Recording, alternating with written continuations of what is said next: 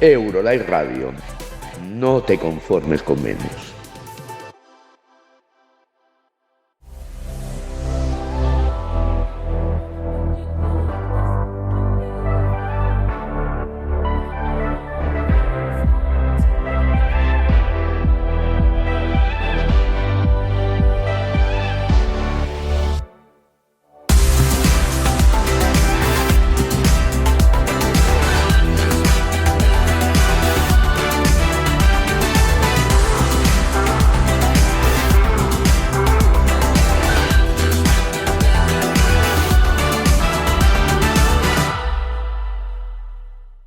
We're here today with the photographer from the Melodifestivalen, Stina Stjernkvist. Welcome, Stina. Hi, thank you so much for having me. I love your pronunciation. I'll take whatever. Sorry for the spelling. More or less. First question, Stina, how are you? I'm good. I'm really excited for the finals. It's this weekend, so it has gone so fast. We would like to know a little about you, Stina, about your passion for photography and your work. Okay, yeah. So did start when I was a kid, and I danced a lot, and we had shows and stuff like that. And I brought my dad's camera along with me. And when I wasn't on stage dancing, I used the camera to like capture my friends and um, like the environment behind the stage. And it's funny because that's kind of what I'm still doing at Melodifestivalen. It's just that it's another stage and it's bigger, and I'm not on stage, thank God. But the feelings are the same. It's like the anticipation, the concentration, the adrenaline, and like you pun intended. We would like to ask you about another passion because besides of photography, you studied economics at school at the university in Stockholm. Tell us more. Yes, I do. It's kind of a weird turn my life took, but I think it's really interesting to study. And economics is such a broad subject, and it's applicable to like all industries. And whatever you do, it's always good to have economics along. It's not the same as being a photographer, and that's why it's so much fun to do it as well. And I think it will complement my knowledge base a lot.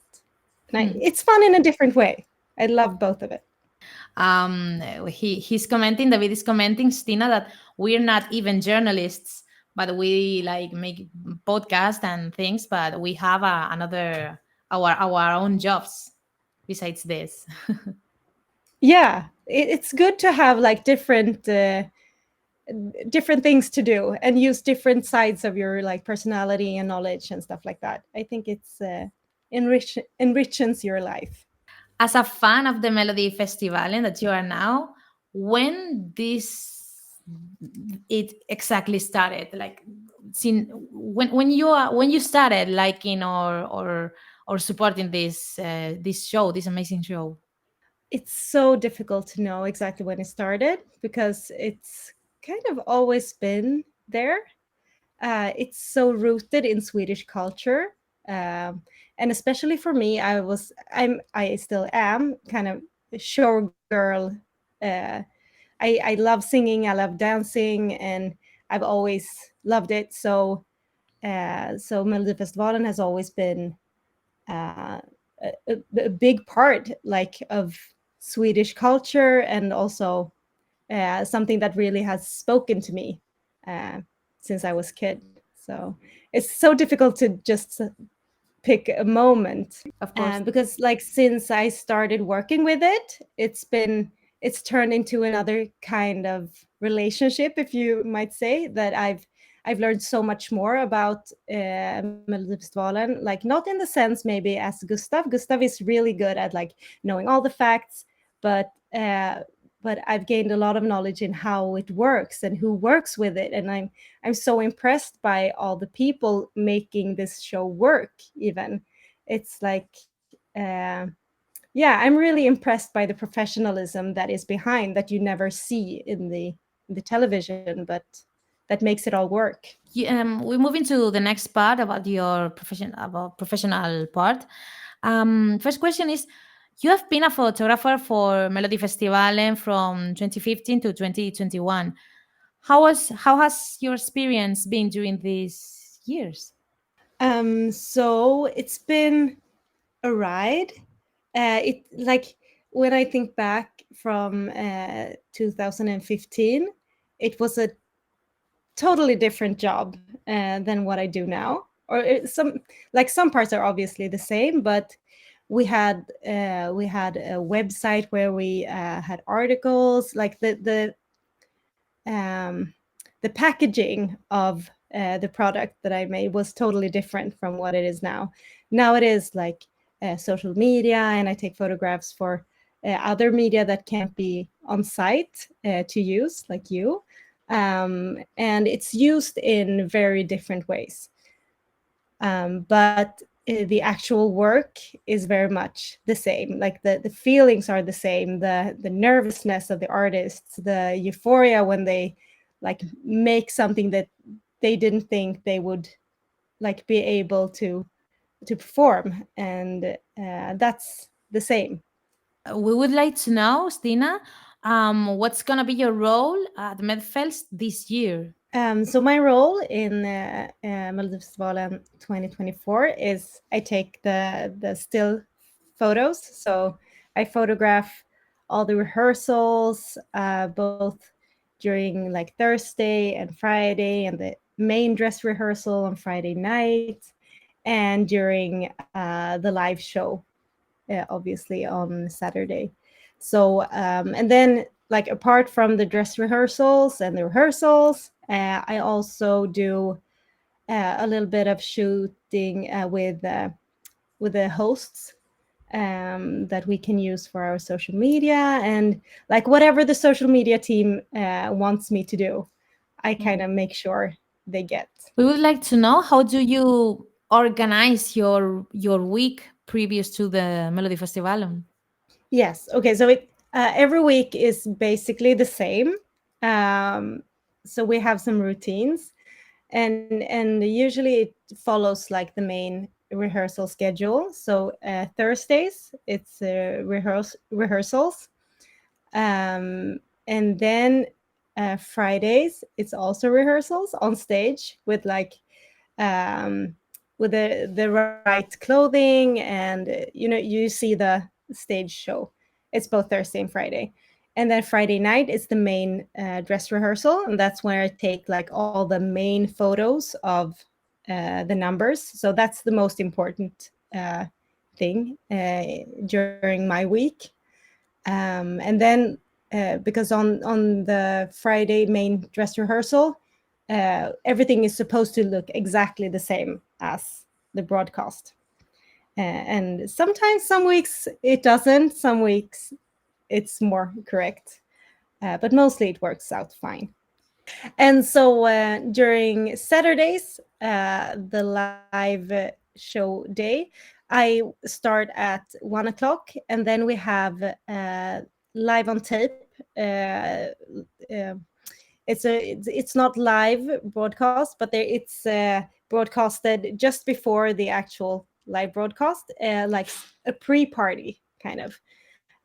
So we tape it on at 1:00 before the day rehearsal, and then during the day rehearsal, I go around and be like, how do people move, and where can I be during the live broadcast, and how does the cameraman run, where can I be and not be in the way and still get the best shots, and what do I need to. I kind of make a mental map and mental notes during that rehearsal, because the artists doesn't have hair or makeup, so there's no use in taking pictures of them during that rehearsal. And so I just like go around, chill, and then in the evening during the actual broadcast, I make use of my mental map, and then I run around and collect the shots like backstage before they go on stage, and when they get off stage, and hopefully they're really happy. Often they are. And then, of course, like in green room when they receive the news and stuff like that. And also, like, the last most important picture of the week is the finals or the winner. We'd like to ask you about, you've been telling us about that moment when you've been thinking about when to take the shots because of people moving, like cameramans and, and dancers. Do you find it difficult to capture the exact moment of expression of the artist? For example, the performance of Marcus and Martinus might be very challenging because of the staging and the dancing. So how you make it? Yeah, it can be challenging. At the same time, we have a lot of rehearsals, and you hear the song a lot, and you see the number, and most of them, their numbers are pretty much, to a large extent, finished when they start rehearsing on stage. So you kind of learn when in the song you have the possibility to get a good shot, and then you just like click and you hold in and you pray that something will stick. And like in Marcus and Martina's song, it's a lot of like strobing lights, and like different levels of light. So it's a bit tricky, but it's also exciting because you never know if you got it. And then you get so happy when you got the strobe when it was lit. So it's like crisp light. But I just spray and pray. Yes. David is asking about the performance of Marcus and Martinus, especially at the beginning of the performance, because the cameras like hides everything, like they are pointing them, so it might be very difficult to find the right spot to take the shot among all those cameras. Yeah, it is like, but it's also a good sport. I think it's a little bit fun. uh, but what was not as fun, do you remember Lorene's statements? Yes. Yes, yes. Yeah, they had like, I don't know how you call it in English, but the camera with like the crane Yeah. uh, in front of her the whole number. Oh. Not kidding. And that was like impossible to photograph from like from our regular spot. So compared to that, Marcus and Martinez is really really easy. Yeah. They actually did, because it was just like the last 20 seconds that the crane was away, that you could take pictures. So during the rehearsals and the actual broadcast, they actually made me and two press photographers go, like, we were escorted to the side so we could get another angle, because otherwise we wouldn't get any pictures at all. We're moving to the next block. We have already listened to all the 30 songs, and the grand final is coming up. So, what are you looking forward to? Like, what's your expectations? um hmm of course, like, I'm looking the most forward to see the winner win, because that moment is unlike anything else. It's so magical when you're in the arena and you get to know who the winner is and the emotions, and it's like I get chills now just talking about it. So that's what I'm looking forward to mostly. But before we get there, there's a lot of rehearsals left in the finals, and I'm excited to see if anyone has changed anything in their number, um, because sometimes like small changes also is really exciting for a photographer, or maybe Mhm. for you too, I hope. Mhm. So yeah, I think it'll be an exciting week. Now we would like to move and talk about your early future. Like, will we see you at the Eurovision Song Contest in Malmo or at the next Melodifestivalen next year? What are your future plans? My future plans are studying first and foremost. But unfortunately, we won't see each other in Eurovision.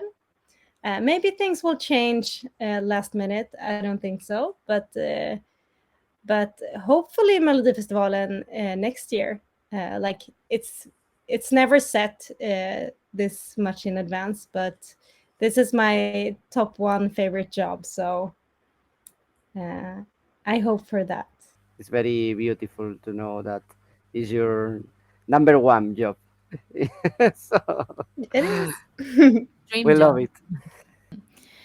We would like to thank you very much, Stina, for your time. We are so excited to be here talking to you, and we hope you the best and congratulate you for your amazing job. Mm. Thank you so much. It was so nice to be with you, and thank you for inviting me.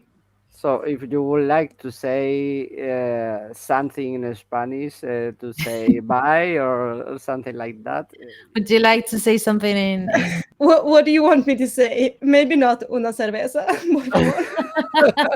No? It could be. That's it all could I be. know. Why not? I want to learn something more. Can you teach me something? Yes, of course. we could teach you how to say good evening in Spanish. Europe. Good evening, Europe. Yeah, No. good evening, Europe. So it will be Buenas noches, Europa. Buenas noches, Europa.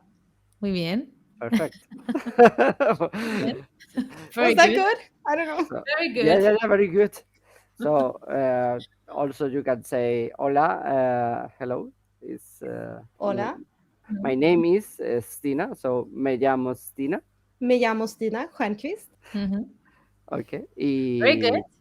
What else? You can promote our podcast. You can say Listen to MelodiLive. on EuroLife Radio. Yeah, how Okay. do you say Okay. that? Okay, in Spanish, I think it can be escucha MelodiLive en Eurolive Radio. Escucha MelodiLive and Eurolive Radio.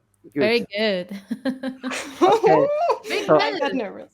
Tack så mycket, Stina. Nice to meet you. We wish Aw. you the best. Tack. I wish you the best. And I excited to see you in the final then.